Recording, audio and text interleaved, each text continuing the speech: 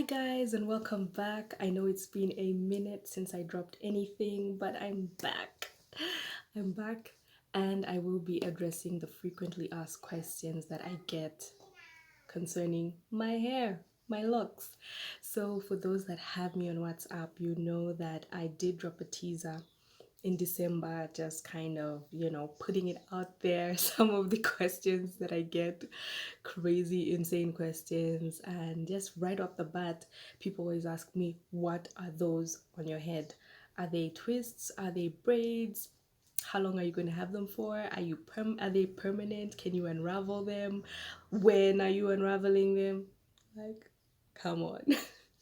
So yeah, I have microlocs, and microlocs are started by interlocking or by braiding or two-strand twists, which I took the two-strand twist method. So I started my locks with tiny two-strand twists and continued to interlock the roots when maintaining.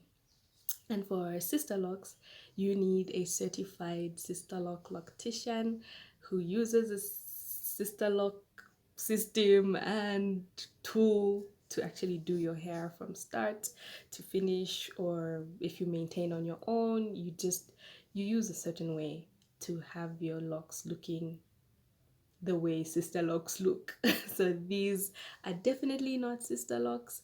And something that always comes up is the distinct pattern that looks like twists.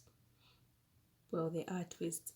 This is because I combined my locks. So when I started initially with tiny two-strand twists, I was taking 2 to 3 weeks to maintain, to retighten the roots, and it was just not working out for me.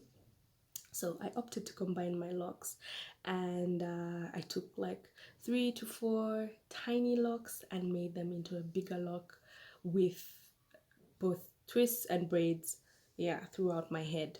Then continued to interlock the roots.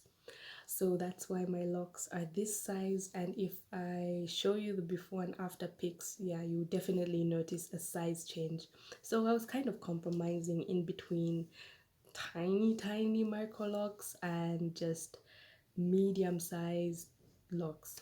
So having addressed that, another question I always get is if and when I will unravel my locks.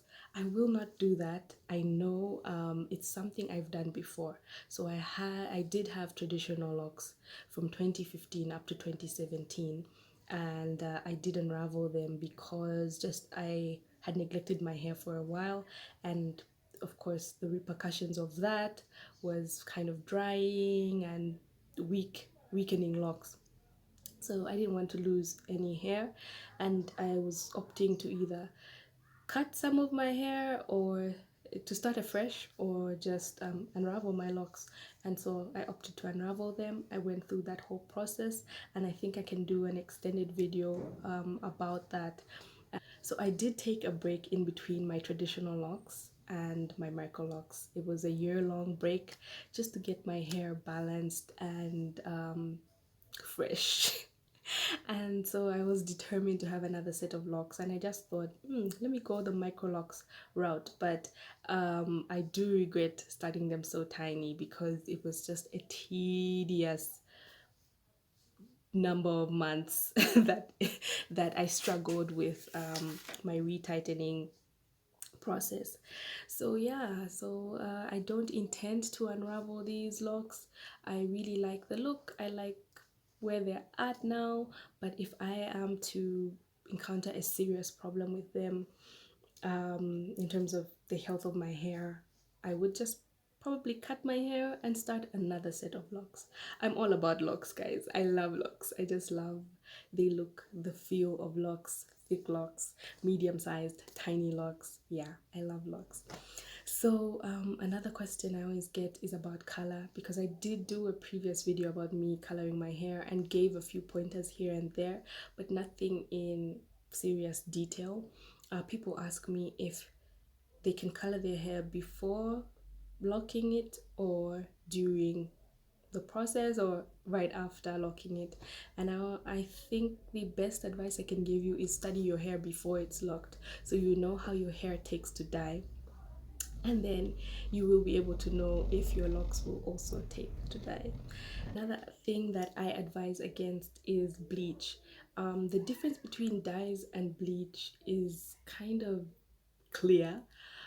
Bleach completely strips out the melanin from your hair, and then you can add on color to with bleach and loose natural or with locks, the strength of your hair is really compromised and your hair becomes really porous. I've seen this happen over and over again. So even when I was really tempted to bleach my locks, I just opted not to because I could not risk losing locks. Yeah, to bleach. I kind of advise against that. Another key thing that people bring up is what do I use to keep my hair moisturized and shiny and cute. And basically, I don't overdo it on the products. I think I'll do a separate video strictly discussing products. I did do a previous video about retightening my hair and gave some recommendations about what I use. And a personal choice of mine is always to just go between water and one product at a time, 1 to 2 products at a time at the most, because I think it's just not necessary to do the most to your hair. But when your hair needs attention, you just have to have the right product to use, and then water. So I'm going to do a special video dedicated to products, strictly for products, but that's kind of in a nutshell. In terms of how long it takes me to maintain my hair now, I take at least a day, within a day, because of other things to do and stopping and starting and maybe falling asleep halfway through. But then it's so much easier to maintain my hair at this size. It's really a preference thing and it's a convenience thing. Another question I get is whether I wear any other styles on top of my locks, and that's ranging from extensions to wigs, etc. I really do not, and I kind of quit wigs in 2017, and completely after I had done my microlocs. I wasn't really big on wigs, and I've never really been big on extensions apart from braid extensions. So I kind of haven't been the type to wear wigs or other styles on my locks, both traditional and microlocs.